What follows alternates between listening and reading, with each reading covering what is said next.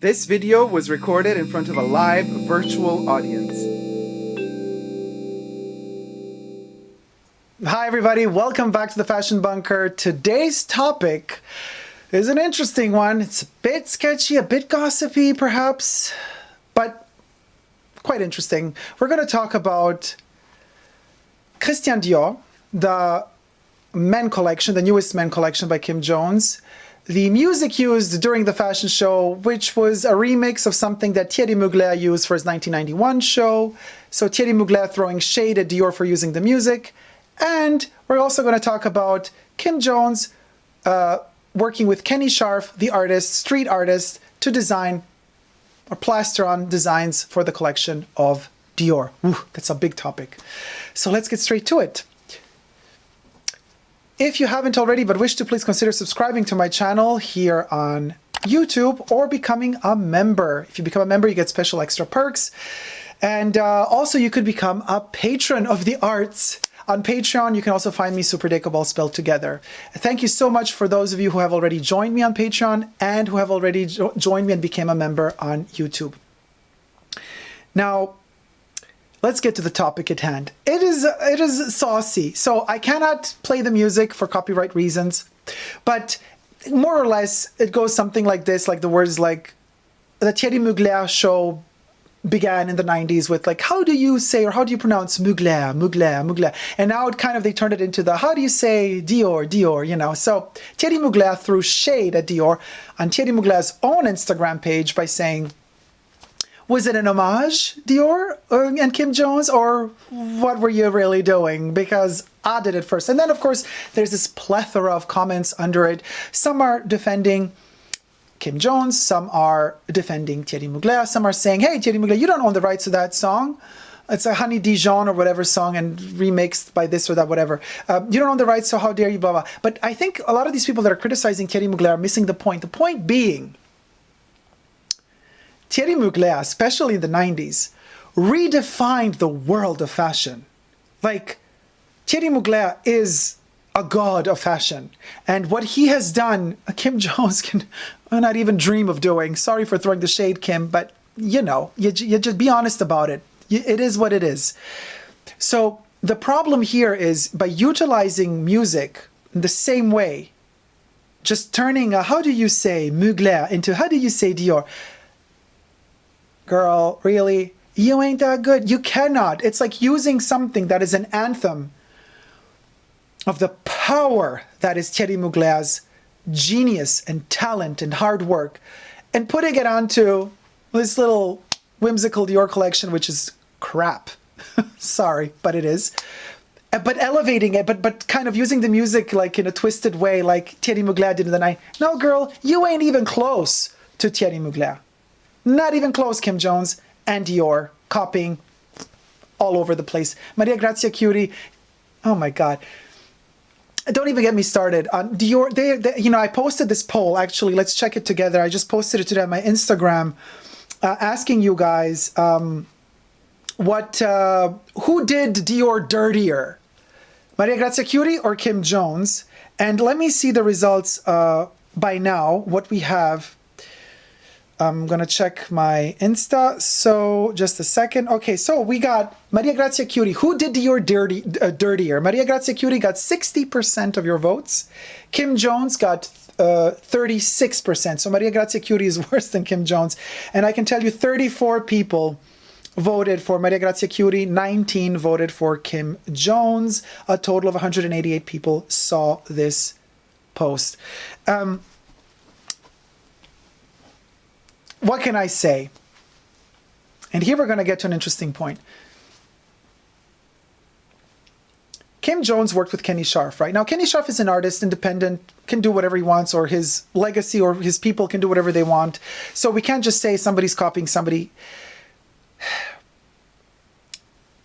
If the foundation of Kenny Scharf decides to work with a designer, they decide to work with a designer.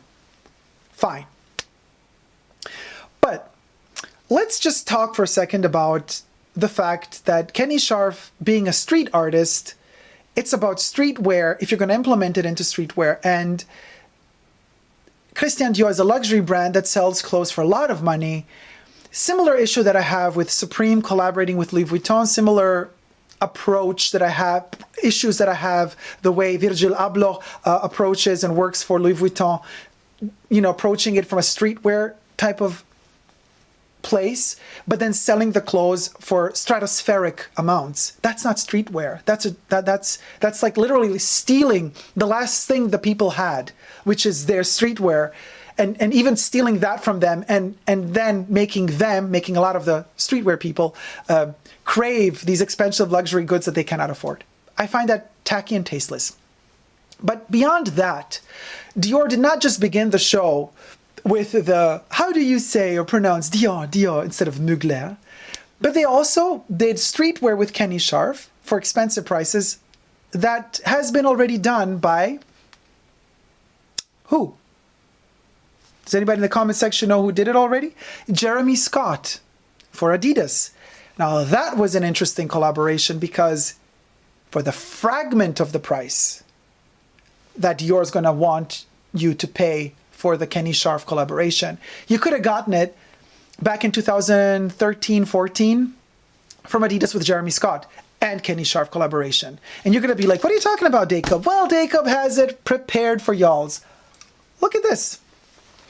Here's one piece from the Fashion Bunker archives. I rarely take stuff out of the archives, but this warranted, because like, I'm not going to be shady without bringing receipts.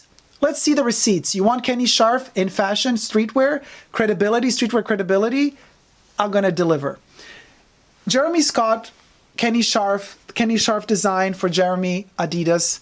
This neon green, gorgeous. And then these are classic Kenny Scharf colors. And you're going to be like, well, this is a bit boring, just a text. Yeah, okay, but it's a hoodie. The hoodie looks quite simple, but the hoodie also has pants, right? Well, we got the pants in the Fashion Bunker archive as well. Now we're getting to it. Now you get to see Kenny Scharf. Here you go. Oh yes, Dior, Kim Jones, wanna be Mugler, wanna be Jeremy. Girl, really? Here you go. Now, I know Jeremy has also had a bunch of issues with taking stuff from other people, being called out on it, deleting his whole Instagram profile, and then trying to make good by it. I ain't saying he got a clean moral. That's not what I'm saying at all. But what I am saying is that something more affordable with Kenny Scharf that really looks good, that actually is streetwear, has already been done. Dior. Just saying. And it's much better to have streetwear that's actual affordable streetwear than having this pant with the Dior label on it cost $3,000 instead of $60 or $70. Makes a hell of a difference, doesn't it? So this is gorgeous. You could actually take off the zippers here, so you could make these long pants into shorts. You could turn them into shorts. That's the back. The playful Adidas on the butt, and then you have all of these scribbles, scrabbles, and squiggles, Kenny Scharf squiggles on the neon green portion of the pants. So I'm going to come in a bit closer so you can see them.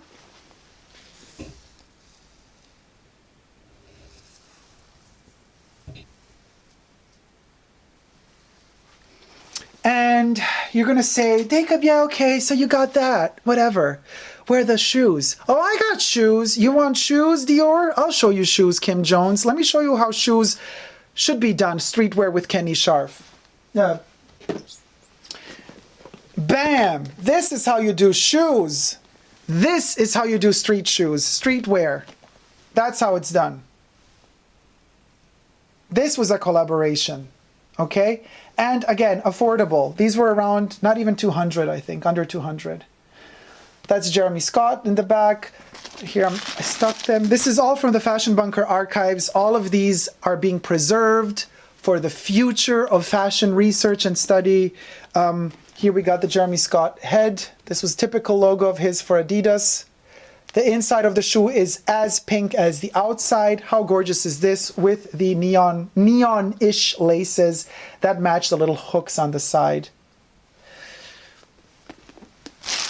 So no, Kim Jones, we're not impressed. And I say, Thierry Mugler, yeah, you're right to be pissed, because how dare they tarnish your legacy, because you actually delivered a change in the fashion world. You delivered a seismic, proportioned earthquake, tornado, hurricane when you came on the scene with your fashion, especially in the 90s. That went down into history. That's memory. What is happening now at Dior with Maria Grazia Chiuri and Kim Jones is washing out the legacy and everything. They're killing Dior. Killing Dior. Not killing it. They're killing Dior in a bad way. And it is what it is. You want to call me shady, you want to call me out names now in the comment section because you are huge fans of Kim Jones, you're huge fans of this or that, you want to prove me wrong. Prove me wrong. Try me, because I'm ready for you. And honestly, think about it this way. The only good thing about this whole travesty of a show and of collaborations, Kim Jones is the artistic director for Dior, and then Maria Grazia Chiuri for women. The only good thing about this is that some people are going to wake up and realize that Dior did so much better. Galliano, Dior, beg him to come back, because what is happening now is terrible. And Maria Grazia Chiuri, you know, announcing, I don't care about handbags, but then rummaging through the archives and getting stuff Galliano designed and throwing out the saddlebag again, giving it different names and, you know, appropriation of something that actually somebody actually worked on and making it your own. And now they're a bestseller again. You didn't design it, girl. And also, Mr. Kim, you didn't design it. You stole it from the archives of Dior. The Galliano left you because he was kicked out and he left them to you. And now that's what you're doing. And of course, you want that, you know, street cred. And so, you know, young boys are wearing it on the runway and the kids are going to dream about it. Kids, you can buy it cheaper and better from other brands that have done it better and before. So before I end this rant, let me check a couple of the comments in the comment section because we are filming live. Debbie says, those teddy bear overalls were the best and so insane. Yeah, but that's not Kenny, so that's just Jeremy for Adidas. I have those in the archives. They are very well protected and taken care for. William Asher, I love your channel and you're super cute too. Thank you so much. Thanks for the great advice. My favorite is Dolce & Gabbana Light Blue for Men perfume. I'm Louis says, I knew it. Caleb says, oh yay, been waiting for this topic from you. Girl, I got you covered. You know, Dacob got you covered. Kim Jones is going to ruin Fendi for me. Ugh. So just don't even go another can of worms. Let's not open another can of worms. MK, Thierry Mugler redefined the world of fashion, and his juice, Angel, also redefined the world of perfumery. A huge revolution at the time.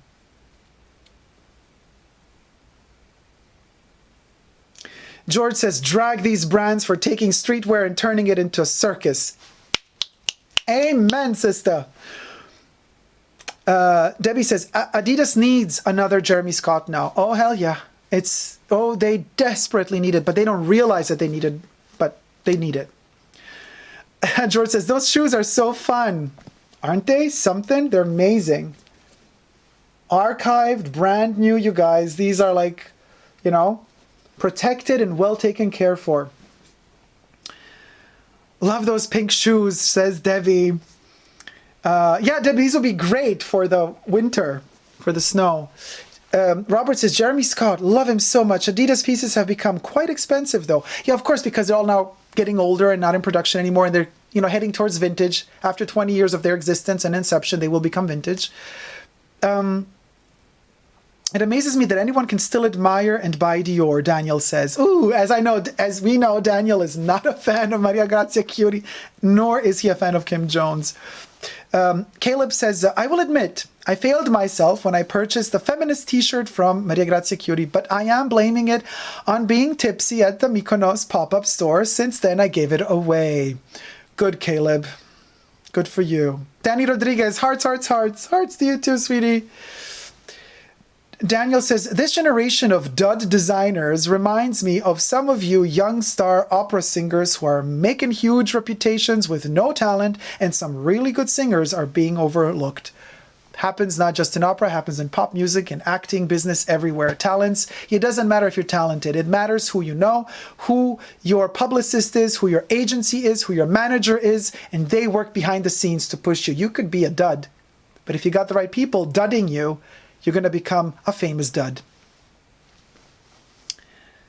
Daniel says, any opera singers who may read my previous comment should not be offended. I am not necessarily referring to you. It is a general observation. All right. So guys, that was a topic. It was interesting that you were mentioning Jeremy Scott before, and I actually had prepared this this video. So, you know, that's what it is. Thank you guys so much for watching this Dior / Kim Jones / Maria Grazia Curie / Thierry Mugler / Jeremy Scott / Kenny Scharf plethora of a commentary. And if you haven't already but wish to, please consider subscribing to my channel here on YouTube. Push the notifications button. Also consider becoming a member and joining the channel. Also becoming a patron of the arts on Patreon. Super Dacob all spelled together over on Patreon, where you get to see videos that are exclusive to Patreon or exclusive to members on YouTube to Tier 2. Also, don't forget to join me or follow me on Instagram, Super Dacob all spelled together, as well as on my other Instagram channels, one being Coco Chanel is in my house and the other one, Coco Chanel Privé, all spelled together. Thank you guys so much for watching. Until next time, never forget to never give up on love. Love you all. See you soon. Take care. Bye.